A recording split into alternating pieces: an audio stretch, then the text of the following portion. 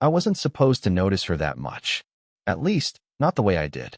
It started in the most ordinary place. My uncle's repair shop, the kind that smelled of burnt coffee and motor oil, with calendars curling at the corners and a radio that never worked right. I had been there a month, learning the trade, keeping my head down. Then she walked in. The first thing I noticed wasn't her face. It was the way she carried herself, like she'd learned long ago how to walk into a room without asking permission. Her jacket was folded neatly over her arm, her car keys dangling between two fingers. She didn't rush. She didn't fumble. She just stood there, calm as if she had all the time in the world, and for some reason that made me straighten up, wipe my hands on a rag that only smeared the grease deeper. "Someone said you fix transmissions here," she said, voice even, almost too steady. I managed to nod. "We do." Yeah. I mean, I can take a look." I hated how young I sounded, how the words tripped out too fast. She tilted her head slightly, and I caught the faintest smile, one of those you can't hide anything from me smiles. It wasn't cruel, just knowing. Her car was parked outside, silver sedan, clean but not spotless. When I slid into the driver's seat to test the gears, I saw a scarf draped on the passenger side, faint perfume caught in the fabric. Something soft in contrast to the steel and grease of the shop. She leaned on the hood while I worked, arms folded, watching in a way that didn't feel like judgment but made me hyper-aware of every move I made. I told myself not to glance too much, but every time I did, she was already looking somewhere else. The window, the wall, her phone. Still, I felt it. That pull when silence isn't just silence, when it holds something unsaid. "You're new here," she finally said, breaking the quiet. "I used to see your uncle all the time." "Yeah, I just started. Learning, mostly." She nodded. "Everyone starts somewhere." Then, almost as an afterthought, "You'll be fine." That shouldn't have mattered as much as it did. Just a few words tossed across the space between us. But they landed heavier than they should have, like someone putting a hand on your shoulder without actually touching. When I finished the check, I told her it would take a day or two for parts to come in. She just said, "Figures," with a half smile, as if the universe always made her wait. And then it happened. The kind of moment you don't plan for, but you replay later when the shop's quiet and the tools are hung back on the wall. I handed her the estimate sheet, and our fingers brushed. Nothing dramatic. Just skin against skin for a second too long. But she didn't pull back right away. Neither did I. Her eyes flicked up, catching mine. It wasn't a stare, it was shorter, sharper than that. Like a question she didn't expect me to answer. Then it was gone. She slipped the paper into her purse, thanked me, and left. The door shut. The smell of her perfume lingered. I stood there with grease on my hands, and something I couldn't name stuck in my chest. And that's the part one can't stop thinking about. Not her car, not the words, but that glance, that pause. Like she knew something about me I hadn't figured out yet. She came back 2 days later, right before closing. The shop was quieter at that hour, only the hum of a fan and the ticking of the wall clock breaking the stillness. My uncle had already left, leaving me to sweep the floor and close up. I wasn't expecting her, but when I saw her car pull in, my pulse jumped like I'd been caught doing something wrong. She stepped inside, hair slightly out of place this time, as if the day had worn her down. There were faint shadows under her eyes, the kind that come from more than just a bad night's sleep. Still, she carried herself with the same composure as before, jacket folded neatly, purse strap draped across her shoulder. "Sorry, it's late," she said, voice softer than last time. I shook my head too quickly. "No, it's fine. I was just here." I gestured to the broom, as if that explained everything. She smiled faintly at that, but it didn't reach her eyes. There was a distance in the way she stood, near the door instead of walking all the way in. Guarded. Like stepping too close might mean stepping somewhere she didn't want to go. I told her the car was ready. She nodded, but didn't move. For a moment, she just stood there, fingertips brushing the strap of her purse. A nervous habit, maybe. Or maybe it was nothing, and I was the one reading too much into it. "Rough day?" I asked before I could stop myself. Her head tilted, eyes narrowing slightly, as though I'd asked a question too personal for a boy in a grease-stained shirt to be asking. But then, Just as quickly, she exhaled. You could say that. Her voice caught on the edge of the words, so small, I almost missed it. She looked away then, pretending to study the old posters on the wall. That's when I noticed her hands. Not polished or manicured like some women I'd seen, but steady, veins faintly visible, a wedding band absent though the faint line where one had been still marked her skin. My chest tightened at that small detail, like she was carrying a whole story she wasn't telling. I wanted to ask more, but I didn't. Instead, I filled the silence with talk about the repairs, keeping my tone light, professional. She nodded here and there, but I could tell she wasn't really listening. Her laugh slipped out once, unexpectedly, when I stumbled over a joke about the stubborn bolts. It wasn't loud, just a quick sound, but it was real. And when it faded, she pressed her lips together like she regretted letting it escape. After the paperwork was signed, I walked her to the door. She thanked me, too formally, almost like a barrier. And then, just as she stepped past, her shoulder brushed mine. Not an accident. Not deliberate either. One of those moments that live in the in-between. She paused at the threshold, the night air curling in around her. For a second, she looked back at me.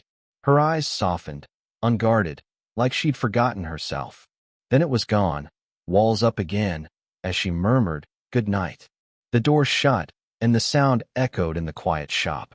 But I'm still standing there now, broom in hand, thinking of that brief look she probably wished she hadn't given. The one I can't stop carrying with me.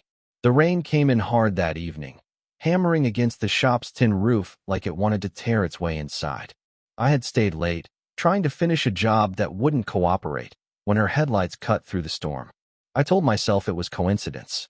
Still, my chest tightened the way it always did when she appeared. She slipped inside, shaking water from her jacket, drops clinging to her hair. For once, she didn't seem composed. Her laugh was half breathless as she muttered, "Of all nights for my wipers to give up." I grabbed a rag and offered it to her. She hesitated, then took it, dabbing at her sleeves. "I'll just wait until it eases up," she said, voice soft, almost apologetic. The shop felt smaller with her there.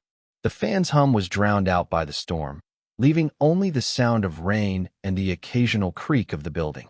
I sat back on the stool, pretending to check a parts catalog. She leaned against the counter, not far away.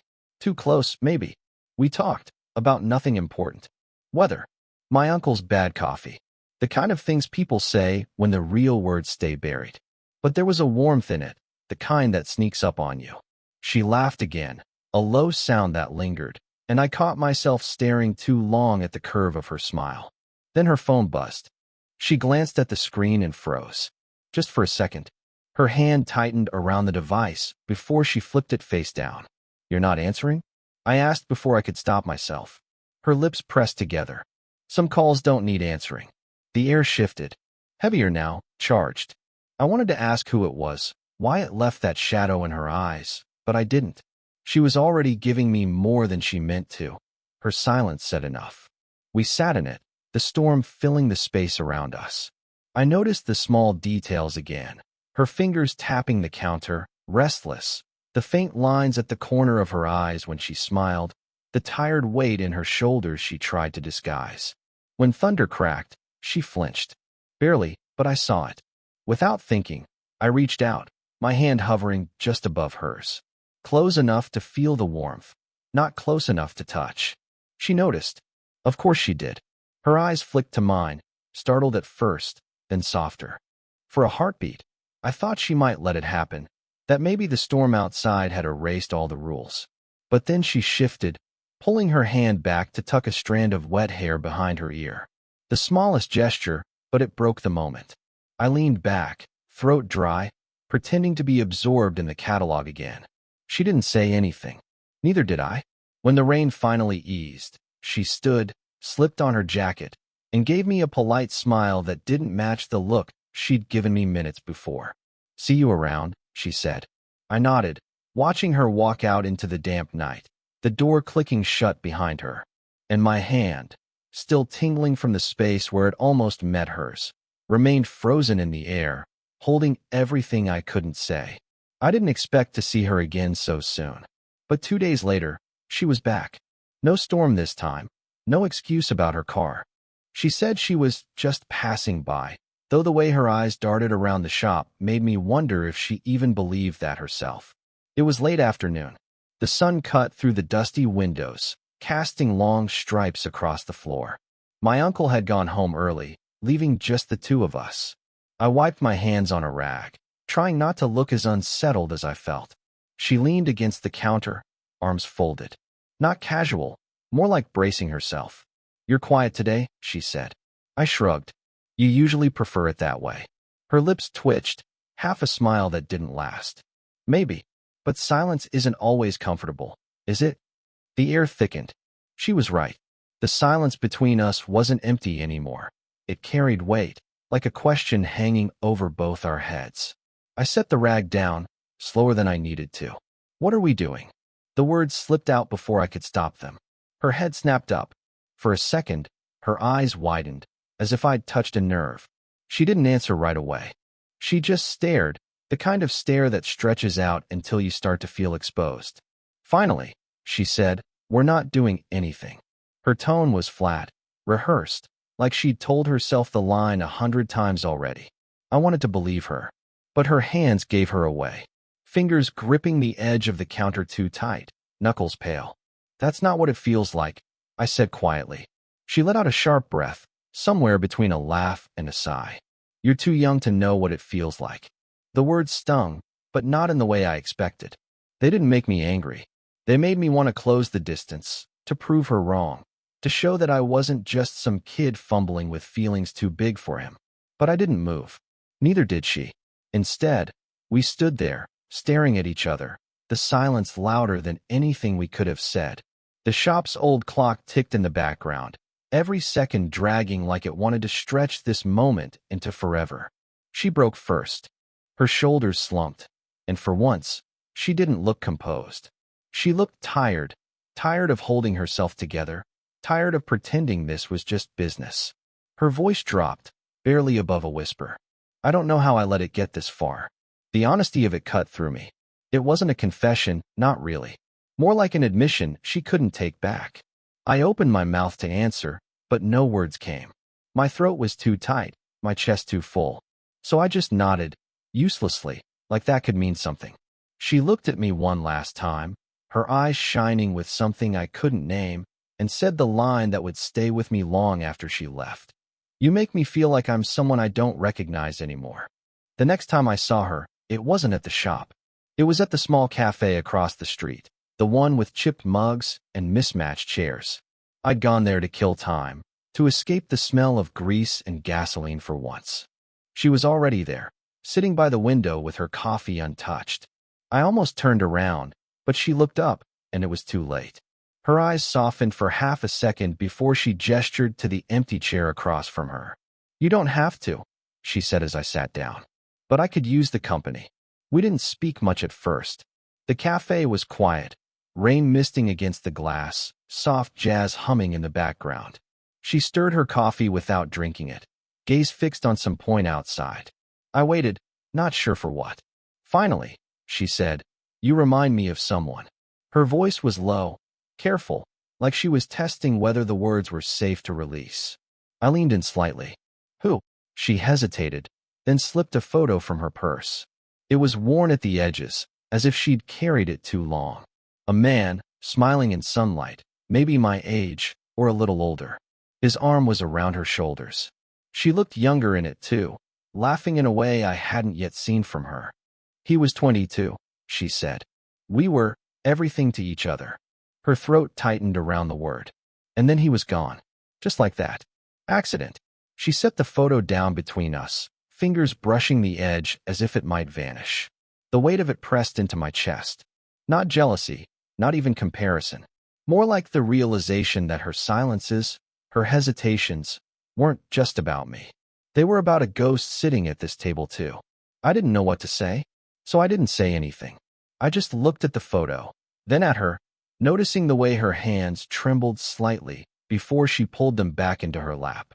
"You're too young to understand," she whispered. But her eyes flicked to mine, searching, as if daring me to disagree. "I don't know everything," I said carefully. but I know what it's like to lose someone. My dad, when I was 16. Her head turned, the faintest surprise crossing her face. For a moment, neither of us pretended anymore. The guardedness slipped, replaced by something rawer, almost fragile. The silence stretched, but it wasn't the heavy kind this time. It was something else, like standing at the edge of a cliff, not sure if you'll fall or fly.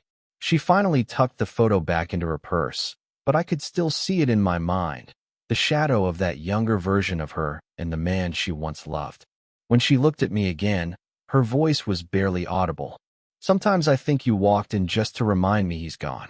The words struck harder than any touch could, because in her eyes, I couldn't tell if that was meant to push me away or pull me closer. The night it all broke open wasn't planned. Nothing with her ever was. She came by after closing again. No car trouble, no excuse. Just walked in as if the door had been waiting for her. I was wiping down the counter, pretending the shop wasn't already spotless. She leaned against the doorway, arms folded, watching me. "You're always here late," she said. "And you're always finding reasons to stop by." I answered before I could catch myself. She didn't flinch, just studied me with that same unreadable look, the one that had kept me guessing for weeks. Finally, she stepped closer, the distance shrinking until I could hear her breathing, steady but shallow. We didn't speak for a long time. The silence wasn't heavy anymore.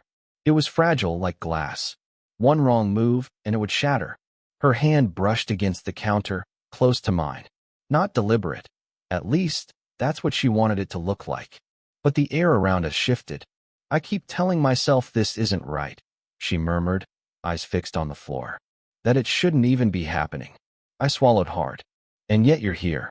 Her lips parted like she wanted to argue, but no words came. Instead, she exhaled, long and tired, as though she'd been carrying the weight of this moment far too long. "I don't want to hurt you," she whispered. "You're not." My voice cracked on the words, but I didn't look away. For the first time, she did. Her eyes lifted, meeting mine, and there was no guard left in them. Just rawness. Recognition. Something that felt dangerously close to surrender. I didn't reach for her. I couldn't. But I didn't move either. The space between us shrank on its own, until her shoulder brushed mine. The smallest touch, but it sent heat spiraling through me. We stood like that, side by side, staring at the same scratched counter as if it held the answers. Neither of us tried to fill the silence anymore. There was nothing left to say that words wouldn't ruin. Then she did something I'll never forget. She leaned forward, not into a kiss, not into anything dramatic, but just enough that her forehead rested gently against mine. The softest contact, more honest than anything she could have spoken. Her breath trembled. So did mine. We stayed like that, suspended in the quiet, until the old clock on the wall ticked so loud it felt like it was marking the end of something, and the beginning of whatever this was. When she finally pulled back, she didn't look guilty, just steady, changed. "We can't pretend anymore," she said softly. And I knew she was right. Not because we'd crossed some line, but because, in that silence, with her forehead still ghosting against mine, we already had. I think about that night more than I should. Not the details, the smell of oil in the shop, the hum of the lights overhead, the way the clock ticked like it was trying to outpace us. No, what I remember is the stillness. The way time felt like it folded in on itself when she leaned her forehead against mine. We didn't declare anything. No promises, no dramatic confessions. Just a truth we couldn't run from anymore. Whatever was happening between us, it was real. And it had been real long before either of us had the courage to admit it. She still keeps her distance in public. She still carries herself with that same quiet confidence, like she owes the world nothing. But when her eyes catch mine, even in passing, I see it. The same recognition I felt that night. A shift so subtle no one else would notice, but enough to tell me we're not pretending anymore. What changed in her? Maybe not much on the surface. She's still guarded, still careful. But there's a softness now, like she let herself remember what it feels like to be seen. Not for the woman she's supposed to be, but for who she is when the walls drop. And me? I don't feel like the kid fumbling with grease-stained hands anymore. Not because I've grown older overnight, but because I've stopped doubting that what I feel has weight. that it matters, even if it doesn't look the way anyone else thinks it should. Love isn't about timing. That's what I've learned. We spend so much of our lives convinced there's a right moment, a perfect alignment where everything will make sense. But it doesn't work like that. Sometimes love shows up too soon, sometimes too late, and sometimes, if you're willing to see it, it arrives exactly when you need it, even if the rest of the world disagrees. She once told me I was too late. And maybe, in a way, she was right. Too late to be part of her past. Too late to take away the pain she carried. Too late to erase the ghost of the man who once held her the way I never can. But I wasn't too late for now. And when I told her, my love is still on time, I meant it. Not perfect, not easy, but alive, here, in the moments we steal from the noise of the world. So that's what I carry with me. Not a fairy tale, not a neat ending tied with a bow. Just the quiet knowledge that love, when it's real, doesn't need the world's permission. It only needs two people brave enough to stop pretending. If you've ever felt too late for something, or someone, maybe this story is your reminder. Sometimes, being late doesn't matter. Sometimes, showing up at all is enough. What about you? Do you believe love can arrive on time, even when the timing feels all wrong?